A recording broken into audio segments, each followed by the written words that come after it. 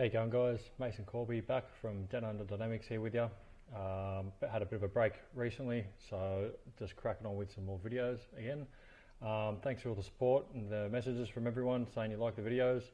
Today's one is going to be about transitions in the tunnel, so just transitions over the feet. I'm going to be doing a tunnel series over the next while. So if you want to check out the other channel I have called Body Piloting, that will have a whole heap of other videos and tutorials and stuff like that on there as well. So let's crack on with this one. It's going to go over a whole heap of things about just the general position, the reasons why I do the transitions this way, how to do the transitions, and just a bit of the general aerodynamics. So it's not going to be too much of a long one, should be pretty quick. So yeah, let's crack into it. Cool, so you're going to see here the general flying position we're starting off with is on the belly. Okay, so just a general position. Now a lot of people, when they're trying to do a transition on the belly to back at the moment, what they generally do is they try to push the arms down. So they push down on the wind to try and then go up and over. What you want to actually try and do is you want to try and steer from the bottom. So you're steering from the leading edge of what's going to hit the wind is the legs and the feet. So you'll see the first thing that happens here is it's actually my feet that I'm controlling. Okay, so if we play this, you can see there it's the feet that's initiated with. It's not the arms, it's the feet. So what I'm trying to do is I'm trying to bring my feet and my legs in line with the torso. So I'm creating an angle like this. Okay, if I'm creating an angle like this, the wind's going to come and hit up. It's going to cause a bit of turbulence and then it's going to spill off.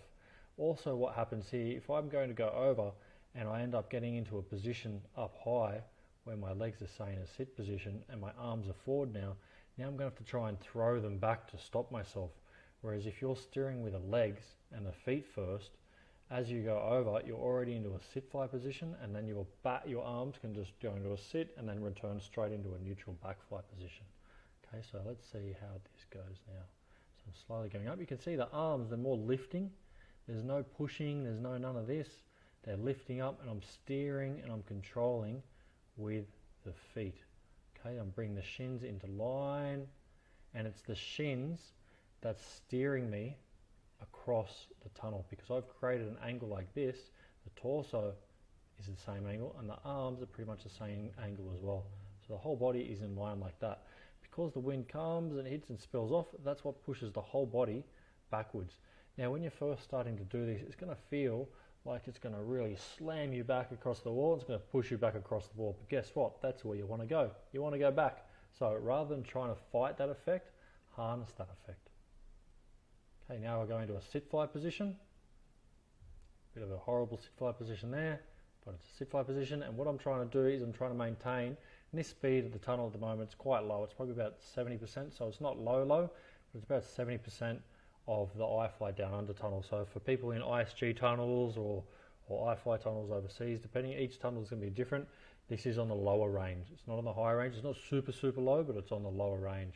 Okay, so I am using my arms. You can see my arms, they're not just straight up and down. Okay, the reason I don't have them straight up in the air, kind of like this, is because I want to have some sort of control. So if you've got to control the wind, sit fly, slowly sit fly down and then return your arms to neutral. You don't have to have your arms straight up. That comes later. It's more of an efficient position. You can see I control myself coming down, my legs in line like this. I'm slowing myself down. Once I get down to the bottom, return straight to a back fly. Okay, my arms are up now. My head's behind my arms. Okay, so I'm not pushing on the wind with the arms, they're just relaxing. And I've got a straight back. I'm not arched like this or anything, and my legs here, my shins, they're quite neutral. Okay, they are slightly down here, but not too much. All right, so I'm not really trying to hook them or anything like this. I'm trying to let the air flow off my body as cleanly as possible. Okay, now let's see what we go on the other side. Now to go across the tunnel again, you'll see to get the first initiation of the upwards motion, this direction, I'm going to use the arms a little bit, but I'm not going to push them to the point where they go past my head. If I do that, if you look at my body on the side motion, my arms are here. If I pull my arms back, my head stays neutral. But if I put them back too much, my head actually starts coming forward. Okay, I want to leave that so boom, neutral with the body. That's about as far back as I'm going to pull them. If I pull them any more, I'm going to stall out. It's like essentially if you're pulling your canopy and you're flaring your parachute and you pull the toggles all the way down, it's going to start stalling out. So it's the same effect that happens when you pull your arms back too much, it starts stalling you out. So there's that sweet spot where you can flare. Sometimes you don't always need to finish your flare because you've got enough drive forwards that you can kind of pop and then stop. You do want to most of the time finish your flare, yes, but you don't always have to. Okay, let's see what it goes up. So same thing, I'm controlling the drive across the tunnel in this one with the shins and the calves. Okay, first I go up, I create some lift, I'm straightening the legs slightly, I'm pushing the arms slightly, stretching them slightly out, my back staying neutral, and then I'm bringing my shins and I'm anchoring with the feet and the heels a little bit. I'm trying to match the same angle as the torso. And you'll notice I don't hook the legs back really quick so it doesn't look like this, okay? If you rotate this part of your body, the speed at which you rotate and you push these legs down determines the speed at which you flop over. If you do the shins here slowly, that means you're going to have a slower forwards motion.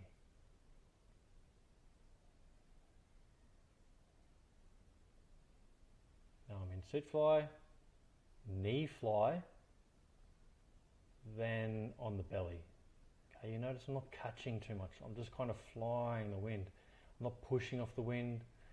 The arms are neutral, sit flying, boom, belly, return to neutral. Okay, so as I speed this up, you're going to see I start doing it more and more and more and more efficient.